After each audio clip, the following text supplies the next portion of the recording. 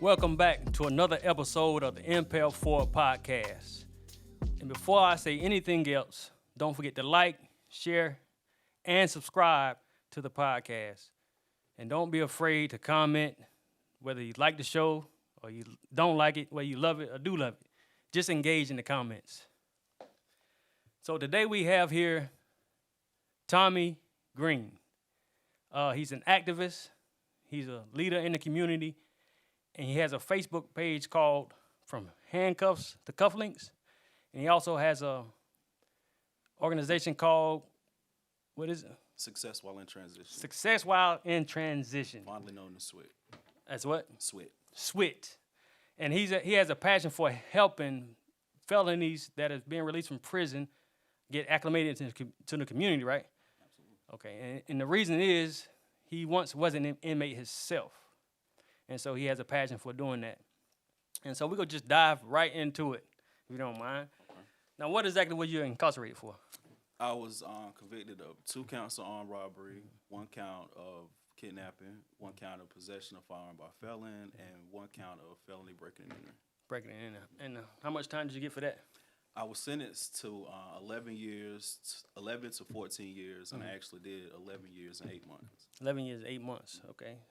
I also read that you was a 6-time felon. Is that correct? 6-time felon, yes. So were you doing things before then? Has you been locked up before? Yeah. I've been in and out of trouble most of my adult life, to be honest with you. But as far as convictions, I was convicted 1 time before on 1 felony, possession of firearm by felon. No, I'm sorry, fleeing to a little rest. That was my first felony. And then I was actually on probation when I got these other charges, and then those were 5 felonies at one time. So one time and then 5.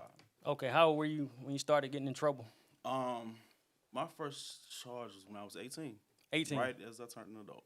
Oh, and so was you getting in trouble for then? Any little things before growing up or in school? Yeah, I was kind of always that guy, as far as class clown, skipped a lot, stayed in and out of trouble as far as in school wise, but I didn't never really get in trouble with law wise until like my supposedly senior year. Senior year, okay. Yeah, I was supposed to be a senior. Right. So what led you down that path? Honestly, man, that's like the $1 million question. Right. Make us do what we do. In my case, I think my influence, where I was from, as young black men, we all kind of grow up glorifying that like gangster life or street life, so on and so forth. So the lure of it kind of pulled me in that direction, and you know how it is. Seems like the bad guys are always the cooler guys. The bad guys are always the guys that get the girls. So caught up in the hype. Right. Long story short. Well, tell me more about it. How was your dad involved in your life or? Yeah, absolutely. See, when telling my story, because of the work I do, I tell my story a lot. And with that being said, I always started off by saying I was like that quintessential guy didn't have to do what he did to get in trouble. Right. I came from a great family background, great family structure, had a lot of love and support. Right. My parents did split up when I was at a young age, but my dad still stayed in my life. My dad was a great person. I say he's deceased now, but yeah, he's always been a part of my life. I was just hard headed. Yeah, it's similar to mine. Like my family, loving family, supportive and all that, but I kind of went down the same road. So it seemed very similar to mine. So was it. Do you consider it being peer pressured, or just you want to just do what you wanted to do, be out at a young age? Well, you was at 18, you was kind of I was kind of past the peer. Well, I mean, I don't know. I think young men are still influenced, and still fall into that peer pressure category. And I think somewhat, it was peer pressure from not only my peers, but even like music, TV. It's funny. I'm a big music fan, love hip hop or whatever, whatnot. And I sit back and I listen to people blame, so many issues in our community on rap music or whatever, whatnot. And in my story, my biggest influence as far as entertainment wise was actually TV. Okay. Like when I grew up, selling drugs here and there a little bit or whatever, whatnot. And that was like my thing. Right. But I tell people where I really went astray, and it's funny, you probably remember this movie. Everybody remembers this movie. It's from my community. Belly. Remember the movie Belly? I don't even think I watched the whole movie. Really? See, you didn't even have to watch it. The whole movie isn't what influenced me. That very first scene when DMX and Nas walk in in the beginning, and they robbed that spot or whatever. I think it was like a club or something. You know, they playing that steady. Are you ready? Yeah, I remember that. Yeah, that part. When I first seen that, that's when it clicked in my head.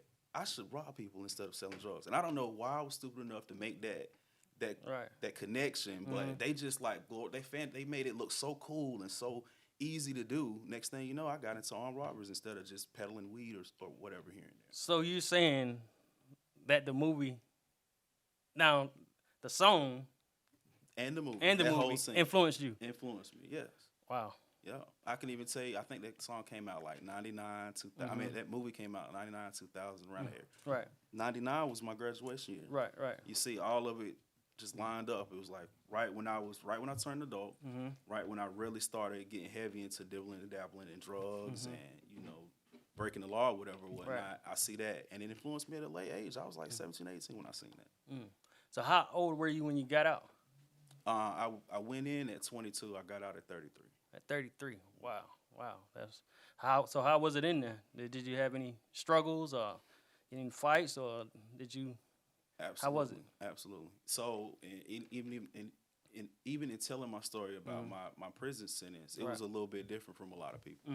And why? Because I was sentenced at 22, but because of the severity of my charges, I wasn't sent to a youth spread. Right. Like in North Carolina, from 18 to 25, 26, you go to a youth spread. Right. So anyways, I ended up going to CP and Scotland. You know, some of Scotland and CP at that time was some of the most dangerous prisons in North Carolina. Right. And the thing about it was, I went to these prison camps, and I was always the youngest on the yard because I should have been an adult spread at 22, but I was on the yard with the grown-ups, so to speak, or whatever. So yeah, it was some learning. I ain't gonna say learning curves, but I had some ups and downs in prison. Right. You know, nothing too bad.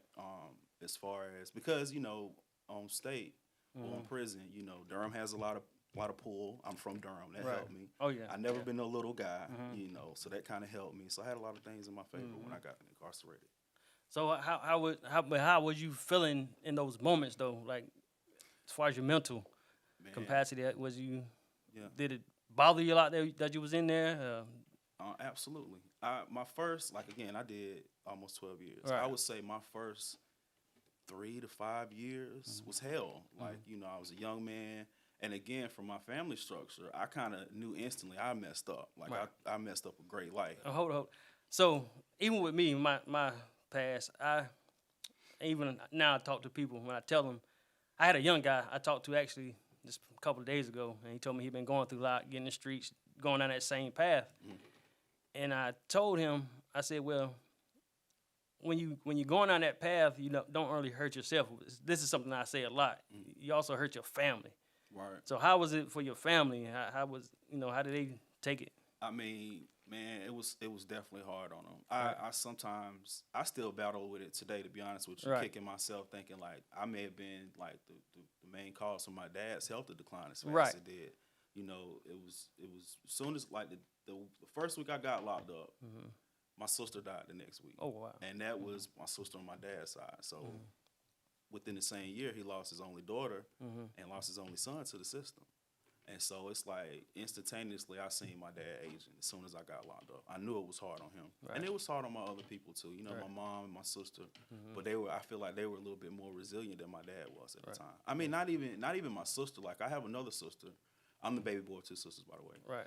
And I think she came, and she's my other sister is a sweetheart. She's a softie, you know, got a big heart. And I think she may have came to visit me a total of 3 times over the whole course of my incarceration. But I kept in touch and talked to her. But the reasoning was because it bothered her so much to see me inside. You know, she couldn't deal with it, and so she kind of stayed away. And I could tell, like, you know, that put a strain on her as well as my mom. I think, and my mom, she still looks great for her age, hands down. But, and I'm saying that because I know she's gonna see this. but she, even her, I've seen a few extra years pop on her face after I was incarcerated, and I could see, you know, sometimes the visits were hard. You know, you want to see your people, but you still see that look in their face, and it's not necessarily that look of disappointment. It's hurt. You know, your child or your loved one is in a cage. You can't do nothing about it. That's tough. Yeah, and that's what the young guy, he actually said that. He said he don't want to stress his daddy out anymore because he knew that his father was stressed out about him. Right. You know, it does takes a toll on our family. Yeah, absolutely. Yeah. Absolutely. So what type of work you do now? Was it hard for you to get jobs when you first got out? Absolutely. Yeah.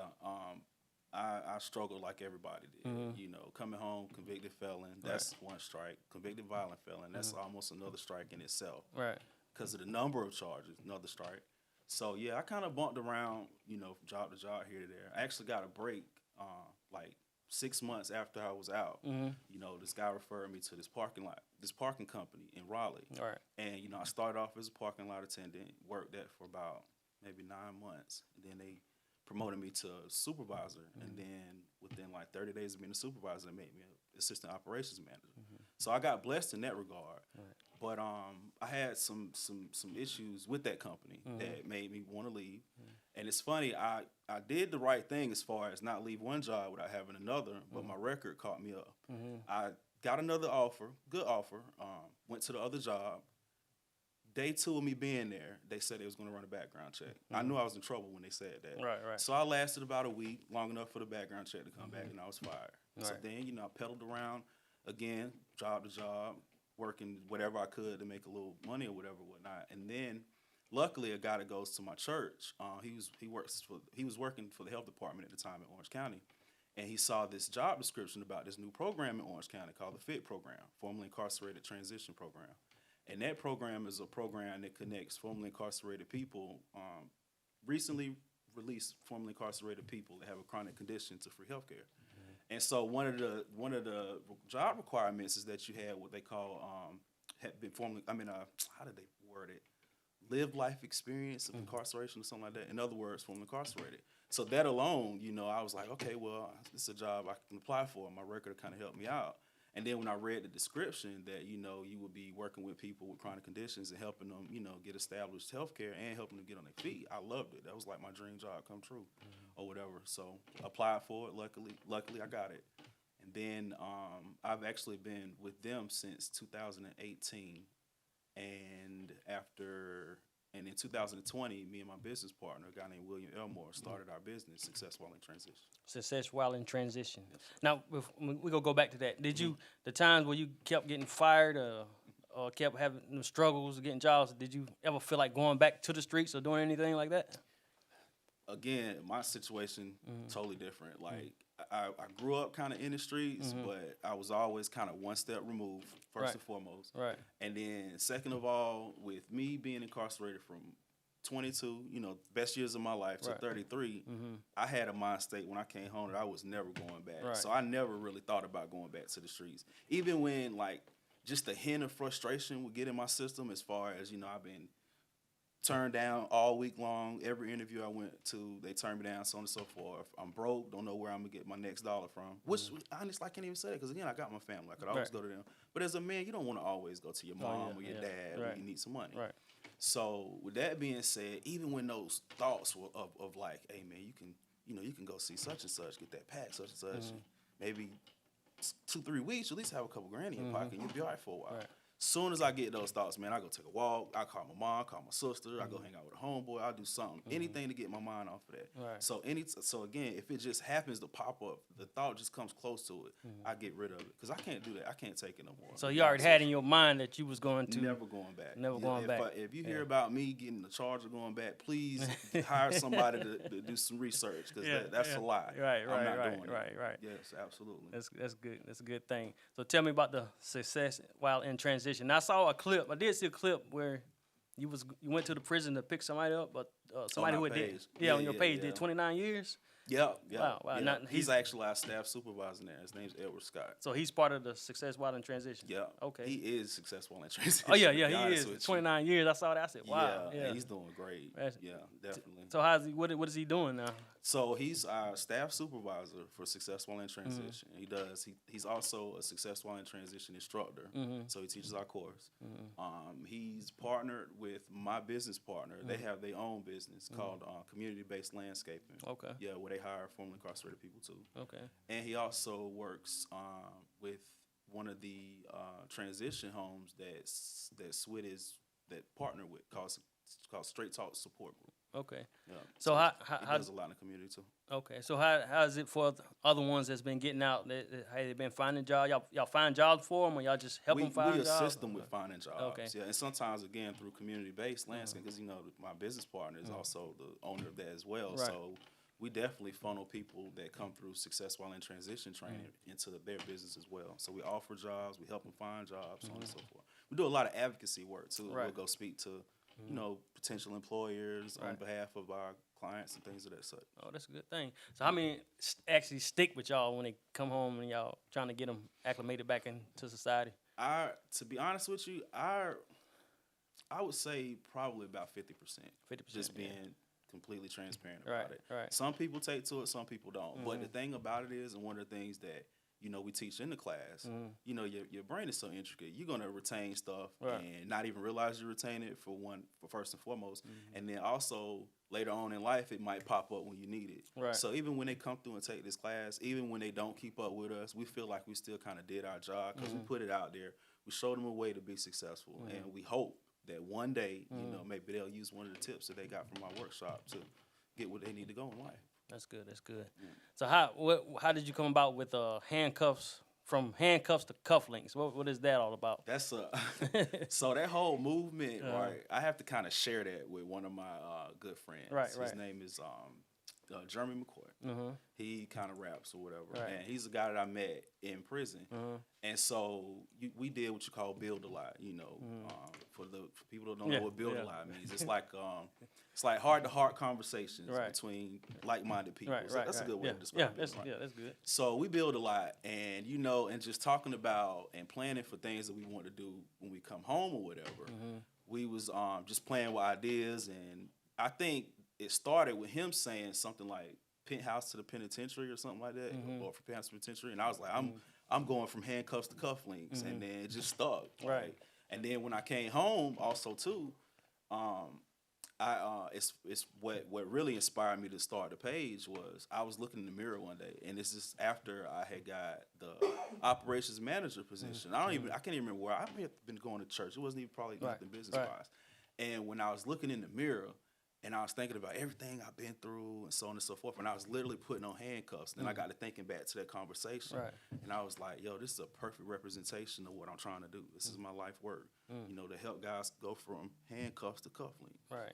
So how long have you had that y'all been doing that? Since, I think it was right before I started at the health department. So around 2017. I think it was the year before I went to the health department. Okay, so you've been with the health department since 2018. Yep. Okay. Now I want to touch on something I seen on your page also. Consider talking about black on black crime. Right. And I seen you was real passionate about. How some people say, well, we out here killing each other, and but we get mad when police do it or the other race do it. Right. But you was real passionate about that. Tell me more about that. Oh yeah. One of the things, right, like you said, it seems like everybody is so hard on black crime. They highlight that or whatever, whatnot. Right. They ready to stand on that. They ready to ride for that. To stop. I mean, I'm sorry, not black on black crime. The black crime period. Racial disparity crime. Yeah, sorry. Right. And so, but if you look at the numbers statistically, we kill ourselves more than they kill us. I hate to even say it like that. Right. So my thing is not necessarily. Let's not take away from the fact that we're getting killed at a higher rate than any other race in the world. Let's not take away from anything that's going with us racial disparity wise. I'm not taking nothing from that. But what I'm saying is let's also look at how much damage we do to our own community. Okay, maybe I looked at that different. I thought you was upset about people saying that we march against police brutality or other race killing us, but we out here killing ourselves like.